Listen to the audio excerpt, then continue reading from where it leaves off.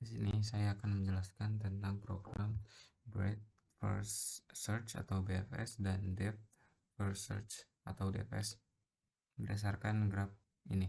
Yang pertama kita buat tiga kelas yaitu kelas BFS, DFS, dan kelas controllernya.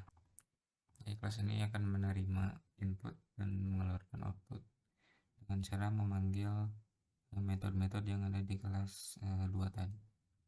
Oke, yang pertama kita ambil kasus untuk BFS. Yang pertama kita panggil dulu kelasnya, lalu kita masukkan jumlah sisi yang dari soal tadi. Sisi di sini ada 9.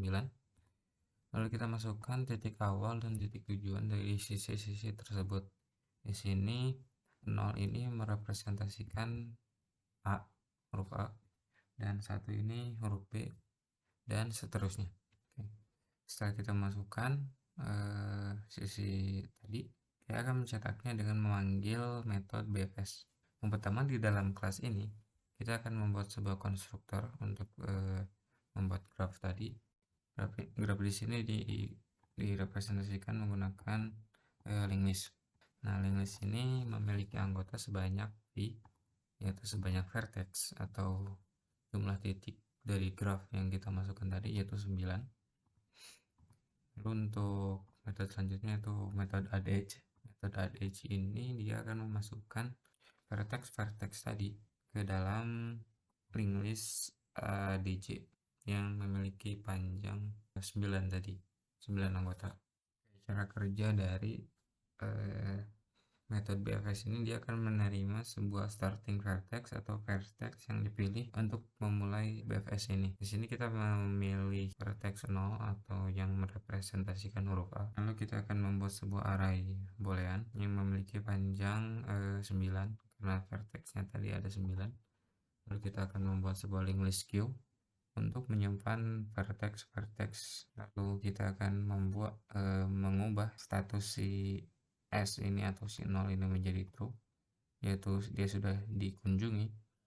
Lalu kita akan memasukkan si S ini, vertex 0 ini ke dalam queue. Maka kondisi yang bawahnya akan terpenuhi, yang mana akan dijalankan ketika si queue-nya ini tidak kosong. Lalu kita akan mengambil nilai terdepan dari queue tersebut untuk dicetak. Setelah itu kita akan melakukan iterasi ke dalam linked list ADJ untuk melacak vertex tetangga dari vertex yang dipilih, yaitu si S. Nah, si S ini kan 0, yaitu memiliki tetangga 3, yaitu 1, 3, dan 4. Maka tetangga si 0 ini tuh jumlahnya ada 3. Maka kondisi di bawahnya itu akan terpenuhi dan vertex tetangga tadi akan disimpan di sebuah variabel bernama n. Lalu akan dilakukan pengecekan apakah si n ini tuh sudah dikunjungi atau belum. Kita ambil contoh si 1, apakah si 1 ini sudah dikunjungi atau belum, dan ternyata belum, maka dia akan statusnya akan diubah menjadi true dan statusnya menjadi sudah dikunjungi. Lalu selanjutnya dia akan dimasukkan ke dalam queue. Setelah itu lalu program akan mengulang proses yang tadi, pengecekan tetangga dari vertex tersebut dan melakukan pencetakan, sehingga hasilnya seperti ini. Yang selanjutnya itu tentang DFS. Sama seperti BFS, kita juga yang pertama harus memasukkan sebuah vertices atau jumlah sisi yang ada di graf tersebut, lalu memasukkan titik awal dan tujuannya. Lalu kita juga akan memanggil si DFS. Menjadi di kelas DFS ini kita memiliki sebuah konstruktor untuk membuat graf. Di dalam konstruktor ini kita memiliki dua variabel, yaitu addList yang merupakan sebuah linked list yang memiliki anggota sebanyak vertices. Dalam kasus ini ada 9. Lalu ada variabel visit yang merupakan sebuah array boolean memiliki anggota 9 juga. Lalu kita akan membuat sebuah looping untuk membuat linked list ADJ list sebanyak 9. Nah, untuk menambah sisi kita membutuhkan dua masukan, yaitu src dan destination yang merupakan dua buah integer. Nah, src ini atau source akan menjadi link list, dan destination-nya itu akan menjadi value dari link list tersebut. Kan dalam kasus ini kita masukkan 0,1, maka link list ke 0 ini akan memiliki anggota yang pertama itu 1, lalu inputan selanjutnya itu 0,3, maka ADJ list tadi akan dimasukkan 3 juga, dan sehingga anggota dari ADJ list ke 0 ini itu ada 3, yaitu 1, 3, dan 4, dan begitu seterusnya ke bawah. Lalu untuk algoritma dari si DFS ini, kita akan mengambil si vertex tadi yang kita pilih, yaitu vertex 0 atau vertex yang merepresentasikan huruf A. Lalu kita akan mengubah status dari si vertex tersebut menjadi true, dan kita akan mencetaknya.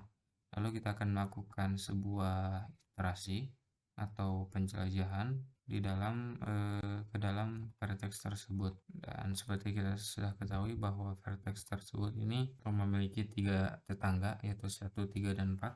Karena vertex tersebut memiliki tetangga, maka dia akan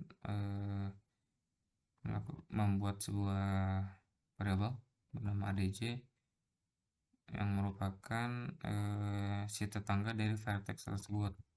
Dalam kasus ini si 1 misalkan. Jika si 1 ini belum dikunjungi atau belum masuk ke dalam array boolean dikunjungi, maka dia akan dimasukkan ke dalam metode DFS ini, dan prosesnya akan diulang. Seperti dia akan diubah menjadi true, lalu dicetak, lalu akan dilacak lagi tetangga yang berhubungan dengan dia, dan seterusnya. Itu juga dengan sisi-sisi yang lain. Maka hasil yang didapat dari si DFS ini adalah seperti berikut. Perbedaan dari si BFS dan DFS ini yaitu BFS menggunakan queue untuk menyimpan vertex-vertexnya, sedangkan DFS ini menggunakan stack.